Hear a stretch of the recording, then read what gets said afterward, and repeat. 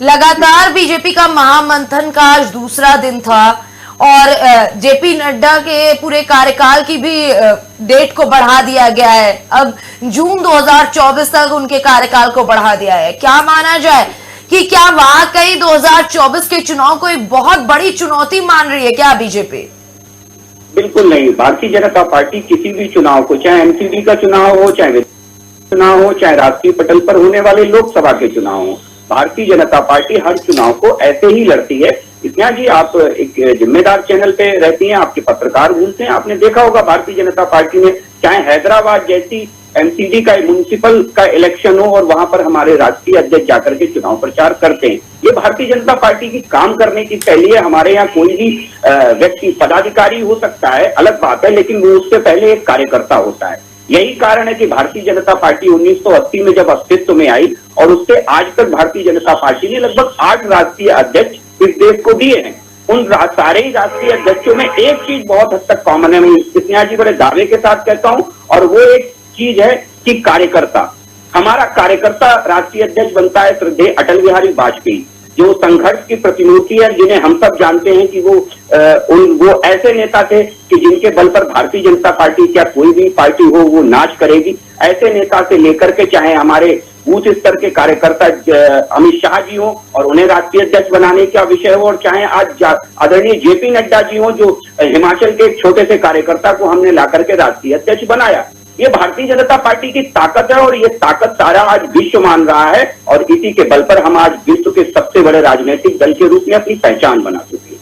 मुझे लग रहा है यही वो डर है जो आज विरोधियों को अंदर तक कचोड़ देता है। हम चाहे राष्ट्रीय परिषद करें, अपने घर में ही बैठ करके बैठक क्यों ना करें, विरोधियों में खलबली मच जाती है, क्योंकि वो जानते हैं कि भारतीय जनता पार्टी कार्यकर्ताओं को केंद्र में रखकर काम करती है। उनके लिए कार्यकर्ता बेस्ड पार्टी है हमारी, और हम उसी को आधार बना करके काम करते हैं। चाहे चुनाव कोई भी हो, हम हर चुनाव को बड़ी गंभीरता से लेते हैं और बड़ी गंभीरता के साथ आगे बढ़ते हैं। इसलिए जी, अन्य दलों से भी जब एक राजनीतिक दल होते हैं तो हमारी तुलना भी की जाती है। अक्सर हमारी तुलना होती है अन्य राजनीतिक दलों से। जैसा कि हम सब जानते हैं, इस देश में सबसे ज्यादा लंबे समय तक शासन करने वाला अगर कोई राजनीतिक दल है तो वो राष्ट्रीय कांग्रेस पार्टी है, भारतीय राष्ट्रीय कांग्रेस पार्टी। तो कांग्रेस ने इस देश में बड़े लंबे समय तक शासन किया है। लेकिन स्नेहा जी, बड़े दुर्भाग्य की बात है कि कांग्रेस की पहली महिला राष्ट्रीय अध्यक्ष जानती है कौन थी? एनी बेसेंट जी, जो एक विदेशी महिला थी, और दुर्भाग्य से जो कांग्रेस की अंतिम महिला राष्ट्रीय अध्यक्ष हैं वो भी आप जानती हैं कौन थी, और वो किस मुल्क की थी, उस पर मैं बहुत ज्यादा नहीं चाहूंगा। लेकिन एक बात मैं बताना चाहूंगा स्नेहा जी, आप स्थिति को समझिए। मैं हमेशा से जब ये कहता हूं कि वो कांग्रेस नहीं है जिस कांग्रेस की आज लोग बातें करते हैं, जैसे छोटे कांग्रेस के लोग आ जाते हैं और क्रेडिट लेने की कोशिश करते हैं जब कि हमने आजादी ली है। तो मैं एक छोटी सी आपको 2-3 पॉइंट बताना चाहूंगा स्नेहा जी। 1885 में कांग्रेस के पहले राष्ट्रीय अध्यक्ष स्थापना के साथ बनते हैं, और 1947-48 आते आते कांग्रेस में 68 राष्ट्रीय अध्यक्ष चुने गए, 68 राष्ट्रीय अध्यक्ष 1885 से लेकर 1947-48 तक। दुर्भाग्य से 1947 से लेकर के 1947-48 से लेकर के और आज तक कांग्रेस के केवल 19 राष्ट्रीय अध्यक्ष चुने गए, 19 राष्ट्रीय अध्यक्ष। आपको स्नेहा जी एक बात और मैं बताना चाहता हूं, जिनके ऊपर कांग्रेस पार्टी राजनीति करती है, वो श्रद्धेय हम सबके आदरणीय बापू महात्मा गांधी जी केवल एक बार कांग्रेस के अध्यक्ष रहे। दुर्भाग्य देखिए, और नेहरू जी 6 बार कांग्रेस के अध्यक्ष रहे, 6 टाइम कांग्रेस के अध्यक्ष रहे नेहरू जी। और सबसे लंबा अध्यक्ष होने का रिकॉर्ड जानती है स्नेहा जी किसके नाम है? कांग्रेस के अंदर 11 साल श्रीमती सोनिया गांधी कांग्रेस की राष्ट्रीय अध्यक्ष रहती हैं, और 11 साल में भारतीय जनता पार्टी के 6 राष्ट्रीय अध्यक्ष बदल जाते हैं। ये बेसिक फर्क है अन्य राजनीतिक दलों में और भारतीय जनता पार्टी में। मैं स्नेहा जी एक बात और आपको बताना चाहता हूँ। आपको मालूम है कि इतने राष्ट्रीय अध्यक्ष कांग्रेस ने दिए 1938, लगभग 89 राष्ट्रीय अध्यक्ष कांग्रेस ने 90 राष्ट्रीय अध्यक्ष दिए, और उनमें केवल एकमात्र राष्ट्रीय अध्यक्ष ऐसे हैं जिन्होंने इस्तीफा दिया। मैं आज आपके चैनल के माध्यम से पूरे देश को ये अवगत कराना चाहता हूं, ये पूरे देश को जानने का अधिकार है कि वो राष्ट्रीय अध्यक्ष थे सुभाष चंद्र बोस जी, जिन्होंने इस्तीफा दिया। कांग्रेस के इतने बड़े कैडर में कोई राष्ट्रीय अध्यक्ष ऐसा नहीं था जिसने इस्तीफा दिया हो। ये कांग्रेस के लोगों के लिए आत्ममंथन का विषय, उन्हें चिंतन और मंथन करना चाहिए। दूसरी चीज, अभी आम आदमी पार्टी के लोग ये कह रहे थे, एक सवाल छोड़ के जा रहे थे, बड़ा सवाल उन्होंने छोड़ा। मुझे तो एक बात समझ में नहीं आती है विश्व में एकमात्र नेता मुझे ढूंढने से मिले हैं अरविंद केजरीवाल जी, जो ये पट्टी बांध करके चलते हैं गले में लटका करके, मैं कट्टर ईमानदार हूं। पूरे विश्व में मुझे दूसरा नेता बता दीजिए ढूंढ करके, पूरी आम आदमी पार्टी और पूरे राजनीतिक जगत के दिग्गज, इवन मैं पत्रकार बंधुओं से भी अनुरोध करूंगा कि कोई दूसरा नेता मुझे बता दीजिए कि जो गले में पट्टी बांध करके घूमता हो कि मैं कट्टर ईमानदार हूं, और वो ईमानदार शराब नीति पर चुप हो जाते हैं, वो ईमानदार सुकेश के लगाए आरोपों पर चुप हो जाते हैं, वो ईमानदार ये नहीं बताते हैं जिस कृषि विश्वविद्यालय जो किताबों में बन गया और उसका उन्होंने धरातल पर वो विश्वविद्यालय नहीं बना और उसका डीन बना दिया, उसका उन्होंने वाइस चांसलर नियुक्त कर दिया, जो विद्यालय कहीं था ही नहीं। तो ऐसे ईमानदार लोगों को आत्ममंथन की जरूरत है। भारतीय जनता पार्टी सैद्धांतिक पार्टी और विचारों पर चलने वाली पार्टी है। जैसा अभी आपके यहाँ भी एक प्रवक्ता महोदय ने कहा, हमने 2 सीट से 303 तक का सफर तय किया है। हम संघर्षों से निकली हुई पार्टी है, हमें संघर्ष करना भी आता है। वो पत्रकार हैं। मैं वही कह रहा हूँ कि मैं हमारे एक डिबेट में बैठे एक साथी ने कहा, मैं डिबेट में ही बैठे हुए हैं हमारे साथ, तो मैंने उन्हें उसी में संबोधन दिया है। ठीक है इमरान जी। जी स्नेहा जी, अभी विकास जी ने कहा कि पहले खुद पर चिंता की जाए। आम आदमी पार्टी को लेकर के उन्होंने कई बड़ी बातें और भी कही, दीजिए जवाब। देखिए कई सारे मसलों पर बात किया जी। आम आदमी पार्टी ही वो पहली पार्टी है जिसने, मैं थोड़ा सा समय लूंगा आपको, यही वो पार्टियां थी, चाहे कांग्रेस पार्टी की बात करें, जो चाहे भारतीय जनता पार्टी की बात करें, चाहे दूसरी पार्टियों की बात करें, अगर राजनीति में ईमानदारी की बात होती थी तो यह कहा जाता था कि नहीं, राजनीति में ईमानदारी नहीं हो सकती, ईमानदारी की राजनीति की ही नहीं जा सकती, मुद्दों की राजनीति की ही नहीं जा सकती, स्कूल अस्पताल के नाम पर, बिजली पानी के नाम पर वोट मांगा ही नहीं जा सकता, ना वोट मिल सकता है, ना राजनीति हो सकती है। यही इन पार्टियों ने इस तरह का नैरेटिव सेट किया था 70 साल के अंदर कि अगर चुनाव होगा तो हिंदू मुसलमान के नाम पर ही होगा, चुनाव होगा तो अगले पिछड़े के नाम पर ही होगा, मुद्दों पर बात नहीं होगी, मुद्दों और काम के नाम पर वोट नहीं मांगा जाएगा। लेकिन मैं बताना चाहता हूं विकास त्रिपाठी जी को, भारतीय जनता पार्टी के साथियों को, तमाम पैनल में जो लोग बैठे हुए हैं, कि अगर देश के अंदर किसी चुनाव में किसी नेता ने हिम्मत की दिखाने की, अगर हमने काम किया होगा तो हमको वोट दीजिएगा, अन्यथा मत वोट दीजिएगा। अगर जनता के साथ इस तरह से किसी ने बातचीत की, जनता के सामने अगर इस तरह का स्टैंड किसी पार्टी ने लिया, किसी नेता ने लिया, तो इकलौता नेता अरविंद केजरीवाल था जिसने अपनी ईमानदारी के नाम पर वोट मांगा जनता से, जिसने अपने काम के नाम पर वोट मांगा जनता से। आज और हम काम के नाम पर वोट मांग रहे थे, जनता ने हमको 70 में से 67 सीटें दी, जनता ने हमको 70 में से 62 सीटें दी। तो आम आदमी पार्टी कट्टर ईमानदार पार्टी है, आम आदमी पार्टी, अरविंद केजरीवाल कट्टर ईमानदार नेता है। इसके लिए विकास पांडे जी का सर्टिफिकेट हमको नहीं चाहिए, इसके लिए दिल्ली की सम्मानित जनता ने हमको सर्टिफिकेट दिया 2-2 बार। और अभी एमसीडी के चुनाव में 15 साल तक इनका कब्जा था, इन्होंने एमसीडी को भ्रष्टाचार का अड्डा बना रखा था, कूड़े का अड्डा बना रखा था। किस मुंह से बोल ले रहे हैं, किस मुंह से बात कर रहे हैं? जिस दिल्ली की जनता ने इनको एमसीडी से उखाड़ फेंका हो और ये बैकडोर से वहां एंट्री करना चाहते हैं, गुंडागर्दी से एंट्री करना चाहते हैं, और कह रहे सैद्धांतिक पार्टी है, और कह रहे हैं कि हम विचारों वाली पार्टी हैं, हम संघर्षों वाली पार्टी हैं। शर्म आनी चाहिए। किस तरह का संघर्ष ये करते हैं साफ देखा हमने अरुणाचल प्रदेश के अंदर, कर्नाटका के अंदर, मध्य प्रदेश के अंदर, बिहार के अंदर, जहां जहां इन्होंने जोर तोड़ से सरकार बनाई, जहां जहां इन्होंने कांग्रेस के विधायकों को खरीद के सरकार बनाई, वहां से साफ पता चलता है कि सिद्धांत इनके कितने हैं। जो इन्हीं के नेता थे अटल बिहारी वाजपेयी जी, जिनका जिक्र किया, सबके लिए सम्मानित है। ठीक है। हर देश का जो भी नागरिक है उनका सम्मान करता है, बड़ी श्रद्धा से उनका नाम लेता है। उन्होंने कहा था कि अगर जोड़ तोड़ से मुझे सरकार बनानी पड़ी, खरीद फरोख्त से मुझे सरकार बनानी पड़ी, तो ऐसे सरकार को हम चिमटे से नहीं छुएंगे। किस दूसरे लोग अटल बिहारी वाजपेयी जी का नाम लेते हैं? आज ये हर जगह जोड़ तोड़ से सरकार बना रहे हैं। 24 अभी आपने देखा किस तरह के दिल्ली एमसीडी के अंदर उन्होंने हंगामा किया। ठीक है इमरान जी, आपके सवाल का जवाब लेंगे विकास जी से, लेकिन उससे पहले बता दें हमारे साथ जुड़ चुके हैं हमारे वरिष्ठ सहयोगी ईश्वरी द्विवेदी जी। ईश्वरी जी, जिस तरीके से दिल्ली में बीजेपी का महामंथन कल से जारी रहा, वहीं अब जेपी नड्डा के कार्यकाल को भी बढ़ा दिया गया है 2024 जून तक। क्या माना जाए, महामंथन का फल फिर कमल खिलाएगा क्या? देखिए, जहां महामंथन की बात है, भाजपा का संगठन इतना मजबूत है, इनका संगठनात्मक ढांचा इतना विस्तृत है कि अभी पूरे देश में कोई पार्टी इतनी व्यवस्थित तरीके से अपने संगठन पे काम नहीं कर पा रही है। और महामंथन जो इनका चल रहा है वो भी एक इसी प्रक्रिया है। अभी तमाम राज्यों में चुनाव होने हैं और जाहिर सी बात है कि भाजपा ये मान के चल रही है कि हमें वही सारी सीटें सारी राज्यों में अपनी सरकार बनानी है। कहीं कहीं जीत हार का प्रतिशत बहुत कम रहा, वहाँ पर जाहिर सी बात है कि अपना बढ़ाना चाहेंगे। तो महामंथन से इनको निर्देश होगा, अपना पार्टी की जो नीतियां हैं वो निर्धारित होंगी, कैसे इनका क्या चुनावी समीकरण है, ये सारी चीज़ें निर्धारित होंगी। और जेपी नड्डा जी का कार्यकाल अच्छा रहा भाजपा के लिए, अच्छा उन्होंने संघर्ष किया, मेहनत की। जो भाजपा का अपना जो पार्टी है, उनकी जो संगठन है, उसमें लगा होगा कि इनका कार्यकाल बढ़ाया जाना चाहिए, इसीलिए उनका कार्यकाल बढ़ाया गया। तो अब उनकी जिम्मेदारी और बढ़ गई और मेहनत से उनको लगना है और मेहनत से चीज़ों को व्यवस्थित तरीके से करना है, जिसका लाभ भाजपा को मिलेगा। ठीक है पंकज जी, जब भी बात 2024 के चुनाव की हो रही है तो उससे पहले होने वाले 9 राज्यों के चुनाव को भी बहुत ही महत्वपूर्ण माना जा रहा है। और कहीं ना कहीं अगर बड़े उस पे देखें तो बीजेपी वर्सेस कांग्रेस ही देखने को मिल रहा है।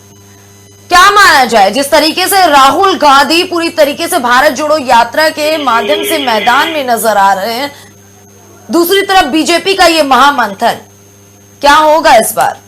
देखिए, एक बात तय समझ लीजिए स्नेहा जी कि 2024 चुनाव में देश की आधी आबादी महिलाओं की, जो महिला हित की बात करेगा वही देश पर राज करेगा, ये पक्का मान के चलिए। और ये अनुसरण बीजेपी करती है। महिलाओं के सशक्तिकरण, महिलाओं की सुरक्षा संरक्षा का जितना काम भारतीय जनता पार्टी करती है उतना कोई नहीं करता। महिलाएं अपने को सर्वाधिक सुरक्षित प्रधानमंत्री मोदी के नेतृत्व में और जो उनके देश के विभिन्न राज्यों में जो उनकी सरकारें हैं उसमें अपने को सुरक्षित और संरक्षित महसूस करती हैं।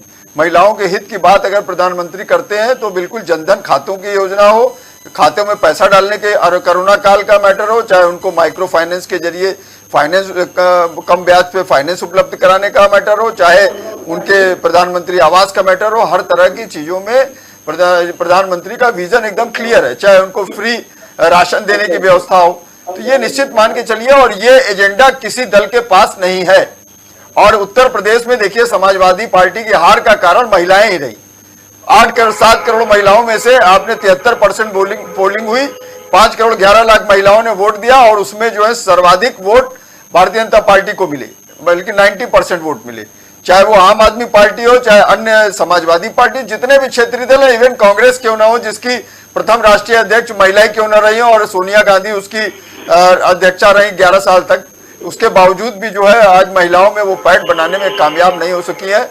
आज उत्तर प्रदेश में देखिए जिस तरह से प्रियंका गांधी स्टार प्रचारक रही, लेकिन फिर भी उनकी उनकी प्रियंका मौर्य उनका साथ छोड़ के, वो बेटी बचाओ बेटी पढ़ाओ का नारा देने वाली, वो भी इनको छोड़ के साथ छोड़ के चली गई।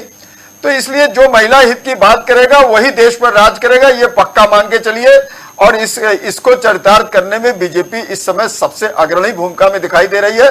महिलाओं का सर्वाधिक प्रतिनिधित्व, सर्वाधिक रुझान भारतीय जनता पार्टी की तरफ है और महिलाओं की आधी आबादी, पूरे देश में आधी आबादी महिलाओं की है। तो ये निश्चित मान के चलिए कि उनके वोटों का भी एक बहुत बड़ा प्रतिशत है, बहुत बड़ा एक संख्या है, वो ज्यादा से ज्यादा जागरूक है, वो ज्यादा से ज्यादा वोट देती हैं। और जिस तरह से प्रधानमंत्री मोदी ने शेड्यूल्ड ट्राइब्स की जो 8% आबादी इस देश में है, शेड्यूल्ड कास्ट को जिस तरह से भारत के सर्वोच्च पद पर बैठाने का काम किया द्रौपदी मुर्मू जी को, जो आदिवासी समुदाय से आती हैं, तो उससे भी जो है आपका आदिवासी क्षेत्रों और जो अन्य क्षेत्रों सबको एक सर्वोच्च पद पर एक ऐसी महिला को बैठाने का काम किया SC/ST वर्ग की, उसका फायदा निश्चित रूप से भारतीय जनता पार्टी को मिलना है। और कांग्रेस के लोग तो उनको भी बोलने से बाज नहीं आए, उनके ऊपर भी तल्ख टिप्पणी की, उनको राष्ट्रीय पत्नी बता दिया, इस तरह की टिप्पणी की, जिसका खामियाजा कांग्रेस को इस 2024 के चुनाव में मिलना सुनिश्चित है। और आम आदमी पार्टी की बात करें तो आम आदमी पार्टी भी महिलाओं को उचित प्रतिनिधित्व नहीं दे पाई है। जिस तरह से आम आदमी पार्टी 10 साल से चल रही है, अरविंद केजरीवाल 10 साल से स्वयंभू उसके राष्ट्रीय संयोजक बन के बैठे हुए हैं, वो उसको छोड़ना नहीं चाहते हैं। और जिस तरह से आप वो महिलाओं को प्रतिनिधित्व की बात है तो वो भी नहीं देते हैं। तो ये निश्चित मान के चलिए। और भ्रष्टाचार के आकंठ में आम आदमी पार्टी लिप्त है, तमाम तरीके के अनर्गल उनके ऊपर आरोप लगते रहते हैं और तमाम चीजें सामने आ रही हैं। तो ये चाहे सत्येंद्र जैन का मामला हो, चाहे शराब घोटाले का मामला हो, देश का पहला ऐसा शिक्षा मंत्री होगा जो शिक्षा मंत्री भी है और शराब मंत्री भी है, आबकारी मंत्री भी है, वो आम आदमी पार्टी ही वो सब कर सकती है।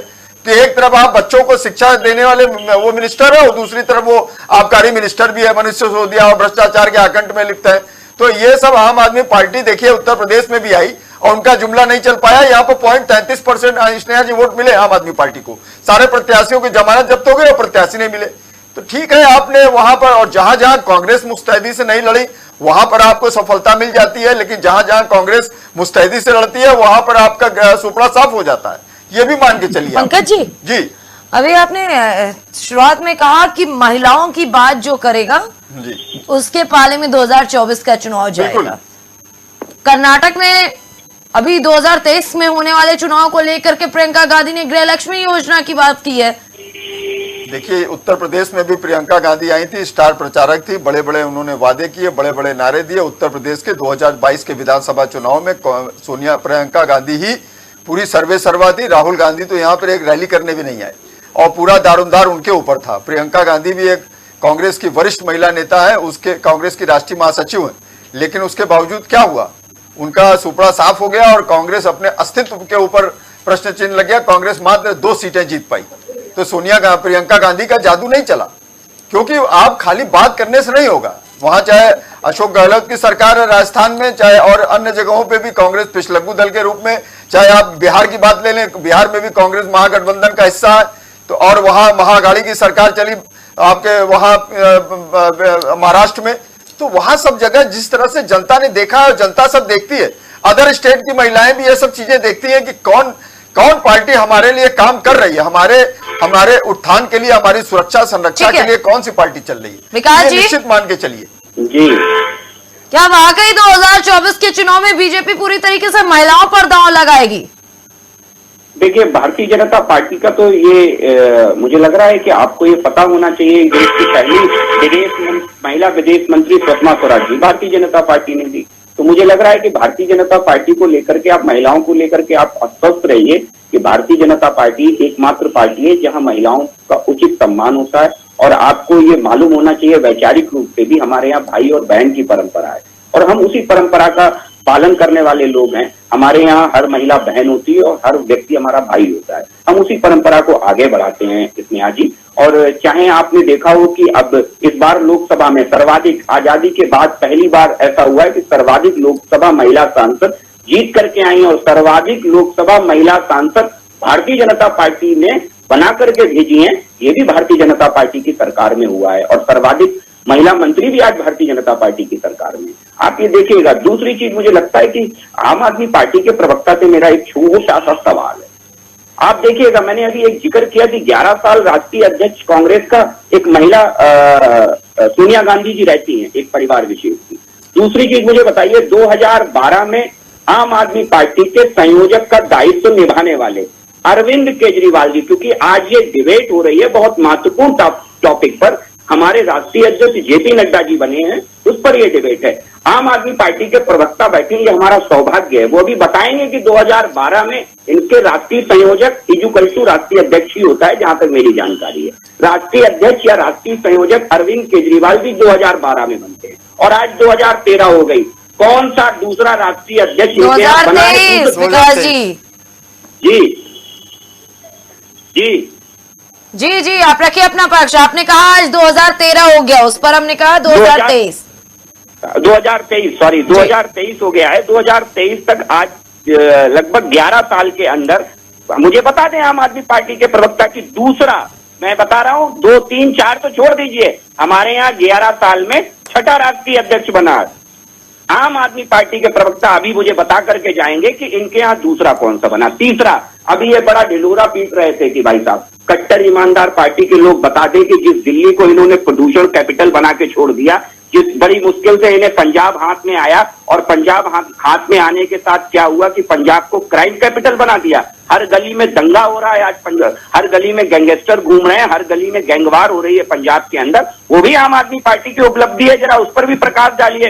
दूसरी चीज आप ये समझिए कि आज सुकेश जैसे आरोप लगा रहे हैं, कट्टर ईमानदार पार्टी के नेता उन्हें नहीं मिल रहे हैं कि आखिर वो लोग हैं कहाँ कट्टर ईमानदार पार्टी के लोग, उन्हें नहीं मिल रहे हैं। सुकेश बेचारा जेल से चिल्ला रहा है और आज जेल के अंदर मसाज पार्लर खोलने वाले मंत्री समाज आम आदमी पार्टी की शोभा बढ़ा रहे हैं। ये है आम आदमी पार्टी का दोहरा चरित्र, कहती कुछ है करती कुछ है। ये चरित्र इन्हें देखने को मिल गया है। मैं हमेशा से कहता हूं, जहां कांग्रेस थी वहां पर आम आदमी पार्टी ने दाल गलाई और अपनी कांग्रेस का वोट ट्रांसफर हुआ आम आदमी पार्टी में, जिसका लाभ मिला आम आदमी पार्टी को, चाहे पंजाब हो और चाहे दिल्ली हो। और उसके बाद की स्थितियां ऐसी रही कि चाहे गुजरात हो, चाहे उत्तराखंड हो, चाहे उत्तर प्रदेश हो, आम आदमी पार्टी के लोग, उनके राष्ट्रीय अध्यक्ष हाथ में पेपर लेके घूमते थे गुजरात चुनाव में, और वो पेपर आज ढूंढे नहीं मिल रहा है। अगर लतीफ जी को ढूंढ के मिल जाए वो पेपर, तो अपने राष्ट्रीय अध्यक्ष को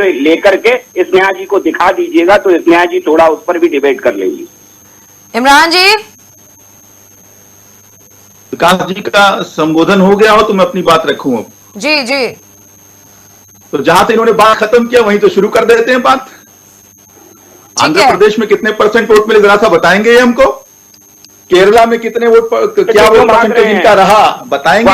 मतलब जो पार्टी 54 साल से राजनीति के अंदर है और उसको 2 सांसद रहे, जो आज केरला में किसी सीट पर भी जमानत नहीं बचा पाई, आंध्रा में जमानत नहीं बचा पाई, पंजाब में हमारे सामने चुनाव लड़े थे, पंजाब में हमारे सामने चुनाव लड़े थे, और क्या हश्र इनका हुआ था? 94 सीटों पर चुनाव लड़े थे, जमानत जब्त हुई थी इनकी, और ये आज बात कर रहे हैं आम आदमी पार्टी के बारे में। अरे भाई, आप तो दुनिया की सबसे बड़ी पार्टी हो ना, मिस कॉल के जरिए बनी हुई पार्टी, दुनिया की सबसे मजबूत पार्टी हो, और आप देश की सबसे छोटी पार्टी का मुकाबला कर रहे हो।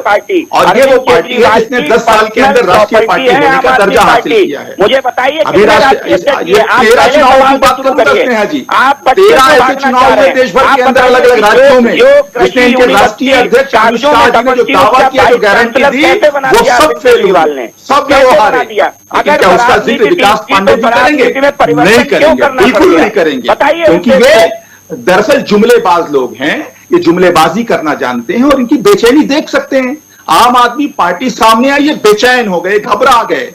तो पूरे देश में आम आदमी पार्टी से घबरा रहे हैं, क्योंकि जान रहे हैं कि अगर इनको कोई बेनकाब कर सकता है तो कांग्रेस नहीं कर सकती है, वो दूसरी विपक्षी पार्टियां नहीं कर सकती हैं। अच्छा, अभी ये जेल में मसाज की बात कर रहे थे, चिन्मयानंद की पार्टी वाले जेल की बात, जेल में मसाज की बात कर रहे हैं। अरे भाई, चिन्मयानंद जो आपकी मसाज पॉलिसी का बड़ा डैमेज है, उसके बारे में दोषारोप नहीं चला रहे हैं। अच्छा, अब ये बात कर रहे थे दिल्ली के अंदर इतने मतलब शर्म नहीं आती है, जानकारी नहीं चला रहे हैं टीवी चैनल पर बैठ के दिल्ली की कानून व्यवस्था की बात कर रहे थे। दिल्ली की कानून व्यवस्था, दिल्ली का गृह मंत्रालय जो देश का गृह मंत्रालय उसके अधीन है, दिल्ली की पुलिस जो है गृह मंत्रालय के अधीन आती है, अमित शाह जी उसके मुखिया हैं। ये अमित शाह जी के फेलियर का गुणगान कर रहे थे अभी बैठ के। शर्म नहीं आती इनको? अपने ही गृह मंत्री को पोत रहे हैं टीवी चैनल पर बैठ के। कैसी पार्टी है कि अपने पार्टी के अपने ही नेता को, अपने ही देश के गृह मंत्री को बैठ के कोस रहे हैं दिल्ली के मामलों में जिक्र करके? तो इससे पता चलता है कि इनका सोचने का दायरा क्या है। अच्छा, अभी भ्रष्टाचार पर स्नेहा जी ज्ञान दे रहे थे लोग बड़ी बड़ी। अच्छा, जब ये भारतीय जनता पार्टी के लोग जो भ्रष्टाचार पर ज्ञान देते हैं तो इतनी हंसी आती है जैसे कोई चुटकुला सुना रहा हूं। ऐसा लगता है गब्बर सिंह, डाकू गब्बर सिंह जो है वो अहिंसा पर उपदेश दे रहा हो, प्रेम पे उपदेश दे रहा हो, सद्भावना पे उपदेश दे रहा हो। स्नेहा जी बात पूरी कर लेने दीजिए। भ्रष्टाचार पे इनकी कलई खोलना जरूरी है स्नेहा जी, टोकिए मत। अभी पूरा धारवा प्रवाह ये बोल रहे थे, मैं एकदम खामोश सुन रहा था। अब भ्रष्टाचार पे ये डाकू गब्बर सिंह ज्ञान दे रहा है। बताइए, येदुरप्पा की पार्टी वाले, रेड्डी ब्रदर्स की पार्टी वाले, जो रेड्डी ब्रदर्स को जो बचाने में लगे रहते हैं, येदुरप्पा जैसे खूंखार भ्रष्टाचारी को अपनी गोद में बिठाने वाली भारतीय जनता पार्टी। बताइए आप, हेमंत बिस्वा शर्मा जब तक कांग्रेस पार्टी के अंदर था दुनिया का सबसे बड़ा भ्रष्टाचारी था, और आज वो भ्रष्टाचारी इनका मुख्यमंत्री बना बैठा है। तो ऐसे कितने नाम बता जाए भ्रष्टाचार के? तो भ्रष्टाचार के आकंठ में अगर सर से पैर तक कोई पार्टी डूबी है तो वो भारतीय जनता पार्टी डूबी है। व्यापक घोटाला, देश का सबसे बड़ा घोटाला शिवराज सिंह चौहान जी के जो मध्य प्रदेश के अंदर होता है उस पर इनकी बोली नहीं निकलेगी। दरअसल ये जानते हैं कि आम आदमी पार्टी की यूएसपी है ईमानदारी की राजनीति, मुद्दों की राजनीति, काम की राजनीति, और जिस काम की राजनीति के बल पर आम आदमी पार्टी लगातार फैलती जा रही है और इनको बेनकाब करती जा रही है। इनको रणनीतिक तौर पे इनके जितने फर्जीवाड़े हैं उनको बेनकाब करने का काम अगर कोई पार्टी कर रही है, इनको हराने का कोई राजनीतिक फ्रंट पे अगर इनको हराने का कोई काम कर रहा है तो वो आम आदमी पार्टी कर रही है। एक सवाल का जवाब ये नहीं दे पा रहे हैं। अभी बड़ी महिलाओं के गुणगान की बात कर रहे थे, जितने राष्ट्रीय अध्यक्ष इनके बने हैं भारतीय जनता पार्टी के, हमको बता दें कितने महिलाओं को राष्ट्रीय अध्यक्ष इन्होंने बनाया अब तक? एक मिनट अब सुन लीजिए, अगर डर ना लगे आम आदमी पार्टी के प्रवक्ता तो मुझे भी सुन लें।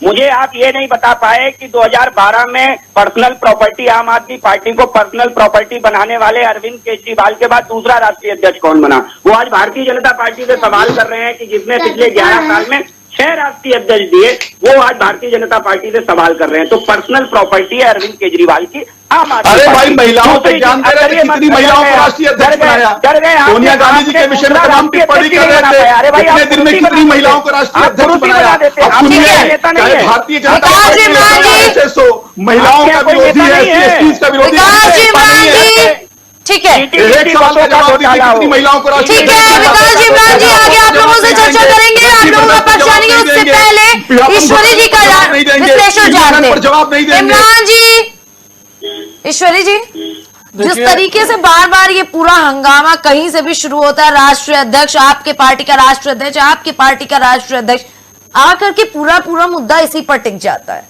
लेकिन 2024 के अहम मुद्दे क्या होंगे चुनाव के? देखिए, पहले तो अभी जो चर्चा हो रही थी भाजपा और आम आदमी पार्टी के जो चर्चा कर रहे थे, अब दोनों लोगों की आप देखिए, दोनों लोगों की चर्चा में कहीं देश के विकास की, किसी नीति की, नीतिगत किसी चर्चा कोई ऐसी नहीं हुई। उन्होंने बताया कि साहब आपके यहाँ येदियुरप्पा भ्रष्टाचारी थे, इन्होंने बताया कि नहीं, अरे आप कैसे बता रहे हैं, आपके यहाँ तो जेल में सुकेश चंद्रशेखर उसका नाम ले रहा है। मतलब ये बता रहे हैं कि तुम्हारा भ्रष्टाचार कम है, हमारा भ्रष्टाचार कम है, खाली इसकी लड़ाई हो रही है। लेकिन ये दोनों मान रहे हैं कि हमारे यहाँ भ्रष्टाचारी हैं।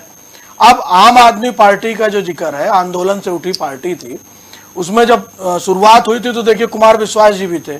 अब कुमार विश्वास जी मंचों पे बहुत अच्छा केजरीवाल जी के लिए बताते हैं, अपना जो कविता करते हैं वो अपने उस ढंग से बहुत अच्छा उसको बताते हैं कि जो लोग संघर्ष के समय पार्टी खड़ी करने में थे, आज उनका पता नहीं है। लेकिन यहाँ पर यह भी सही है कि दिल्ली में उन्होंने एक बार सरकार बनाई, कांग्रेस के साथ नहीं बहुमत मिला, दोबारा चुनाव हुआ, फिर बहुमत से सरकार बनाई, फिर उनकी सरकार बनी। तो इसका मतलब जनता उनको पसंद कर रही है। हाँ, इसके पीछे ये जरूर हो सकता है कि जो उनकी फ्री वाली चीज है, जो भाजपा के लोग और अन्य विपक्षी दल कांग्रेस कहते हैं कि इनका जो फ्री वाला जुमला है वो काम कर जाता है। इसके बाद उन्होंने पंजाब में भी बनाई, गुजरात में भी प्रदर्शन जिस हिसाब से 0 था, उस हिसाब से गुजरात में भी प्रदर्शन था। लेकिन इससे ये नहीं साबित हो जाता कि आपके यहाँ भ्रष्टाचार नहीं है। शराब की नीति जिस हिसाब से बनी और जितनी जल्दी में उसको लागू कर दिया गया, सवाल वहीं से उठने शुरू हो गए थे। अब कानून व्यवस्था की बात है तो कानून व्यवस्था वहां पे केंद्र की है, दिल्ली में केंद्र सरकार अपना काम कर रही है, अमित शाह जी गृह मंत्री हैं, उनके अधीन है। वहां पे वो अब तुरंत वहां पे कार्रवाई हो रही है और छोटी चीजों का देश के गृह मंत्री संज्ञान ले रहे हैं। तो कानून व्यवस्था पे कोई प्रश्न उठाया जाना वो सही नहीं है। अब जहां ये राष्ट्रीय अध्यक्ष की बात है तो राष्ट्रीय अध्यक्ष वो उनका नीतिगत निर्णय है। जैसे यहाँ पर होना था कि उनको कार्यकाल बढ़ा दिया गया जेपी नड्डा जी का, उसी तरह से केजरीवाल जी का भी कार्यकाल बढ़ा दिया गया। तो वो अपनी पार्टियां हैं, अपना उनका चुनाव लड़ने का तरीका है, उनका अपना संगठन का तरीका है, उसमें नहीं बदला गया या बदला गया ये कोई बहुत महत्वपूर्ण नहीं है। जो भी पार्टी बनती है वो उनका संविधान होता है, उस संविधान से चलती है, कहीं चुनाव का निर्णय है या जो भी उनका पार्लियामेंट्री बोर्ड और अन्य जो उनके तरीके हैं उस हिसाब से वो लोग अध्यक्ष का चुनाव करते हैं। तो इसमें ये कोई बहुत बड़ा मुद्दा नहीं है कि आप केजरीवाल ही क्यों बने रहे, ये ऐसा कोई मुद्दा नहीं है। वो उनके अपनी संगठनात्मक चीज है कि वो उस हिसाब से वो उसको अपने व्यवस्था को बना करके चुनाव लड़ रहे हैं। तो इसमें ये कहा जाना कि आपका राष्ट्रीय अध्यक्ष नहीं चेंज हुआ और केजरीवाल जी ही चल रहे हैं इसलिए बेईमान पार्टी है, ऐसा इसका कोई मतलब नहीं है। हाँ, भ्रष्टाचार दोनों जगह हुआ। भाजपा भी आज ये नहीं कह सकती कि नहीं हम भ्रष्टाचार नहीं कर रहे हैं, लेकिन भाजपा में जहां प्रदेश की बात तो नहीं करी जाएगी, प्रदेश सरकारों में तमाम है जो नियंत्रण नहीं कर पा रहे हैं, ब्यूरोक्रेसी जहां पर हावी है, उत्तर प्रदेश भी उसी में एक है। लेकिन जहां केंद्र की बात आती है, केंद्र में जहां पर भी सुनवाई होनी चाहिए, अगर आप उचित प्लेटफॉर्म पे पहुंच रहे हैं तो केंद्र सरकार निश्चित कार्रवाई करती है। और ये पहली बार ऐसा हुआ है कि किसी प्रधानमंत्री के यहाँ प्रधानमंत्री कार्यालय में आवास से लेकर कार्यालय तक अलग से पूरी देश की जनता को उनके पत्र देखने के लिए और अलग से सारी चीजों को एंटरटेन करने के लिए पूरा विभाग बनाया गया है, जो उस पे एक एक पत्र पे कार्य होता है और उस पे जवाब होता है, उस पे राज्य सरकारों को लिखा जाता है जहां का भी है, और उस पे समुचित कार्रवाई होती है। तो केंद्र में मोदी जी के नेतृत्व में, अमित शाह जी के नेतृत्व में ये तो है कि हाँ, भ्रष्टाचार पे अंकुश लगाया जा रहा है। तमाम लोग देखिए, ईडी सीबीआई, पहले ईडी का जिक्र नहीं होता था, ईडी भी कोई संस्था है, पहले सीबीआई होता था कि नहीं, और सीबीआई की जांच चल रही है। ईडी को सीबीआई से ज्यादा महत्वपूर्ण पावर दिए गए हैं। अब देखिए, इस सरकार में ईडी है जो तुरंत कार्रवाई कर रही है। संजय मिश्रा जी उसके डायरेक्टर हैं और उनके कुशल नेतृत्व में, निर्देशन में पूरे देश में ईडी भ्रष्टाचार पे, जो भ्रष्टाचारियों पर जो शिकंजा कस रही है, वो एक सराहनीय कार्य है। हाँ, लेकिन यहाँ पर यह भी नहीं भूलना चाहिए कि जो प्रदेश सरकारें हैं वो उतना प्रभावी नियंत्रण भ्रष्टाचार पे नहीं लगा पा रही हैं। इमरान जी, आखिरी का 1 मिनट, मुद्दे पे पक्ष रखिए। देखिए, अभी तमाम सवाल किए, मैं सिर्फ एक ईडी के मसले में जो बात कर रहे थे ईश्वरी जी, उनसे सिर्फ एक सवाल पूछना चाहूंगा। एक डेटा हमको दे दें कि ईडी का कन्विक्शन रेट क्या रहा है पिछले 8 सालों के अंदर में। ईडी का इस्तेमाल, सीबीआई का इस्तेमाल कहीं भी शुचिता के लिए नहीं किया जा रहा है। ये साफ दिख रहा है कि विपक्षियों का विरोधियों की जुबान दबाने के लिए, उनकी जुबान पर लगाम लगाने के लिए किया जा रहा है, और ये लोकतंत्र के लिए कहीं से भी लाभदायक चीज नहीं है। आज अच्छा लग रहा होगा, लेकिन ये बात ध्यान रखें कि जिस तरीके से संवैधानिक संस्थाओं का दुरुपयोग किया जा रहा है और जिस तरीके से भारतीय जनता पार्टी संविधान को धता बता रही है, संवैधानिक मर्यादाओं को धता बता रही है, न्यायालय के आदेशों को धता बता रही है, उससे न देश मजबूत होने वाला है, न लोकतंत्र मजबूत होने वाला है। देश के लिए खतरा है, लोकतंत्र के लिए खतरा। ठीक है पंकज जी, आखिरी का 1 मिनट, मुद्दे पे पक्ष रखिए। देखिए, निश्चित मान के चलिए, मैंने पहले भी कहा कि जो महिला हित की बात करेगा वही देश पे राज करेगा। तो ये निश्चित मान के चलिए कि 2024 के चुनाव में जिस दल ने भी महिलाओं की अनदेखी किया, ये निश्चित मान के चलिए उसका जनाधार, उनका अगर अनदेखी किया तो ये निश्चित मान के चलिए कि वो दल बहुत कम सीटें ला पाएगा, या बल्कि कहिए उसका सुपड़ा साफ होना तय है। और भारतीय जनता पार्टी जिस तरह से, केंद्रीय नेतृत्व भारतीय जनता पार्टी का जिस तरह से ज्यादा सांसद आज संसद में महिलाएं हैं, राज्यसभा में है, और जिस तरह से तमाम राज्यों में महिलाएं जो है राज्य में विधायक हैं, मंत्री हैं, मिनिस्टर्स हैं, तो ये जिस तरह से, और जिस तरह से उन्होंने देश के शीर्ष नेतृत्व, हमारे देश की प्रथम नागरिक को महिला होने का गौरव प्रदान किया, महिला उस पर सुशोभित किया, तो ये सब भी महिलाएं बहुत पुरजोर तरीके से देखती हैं।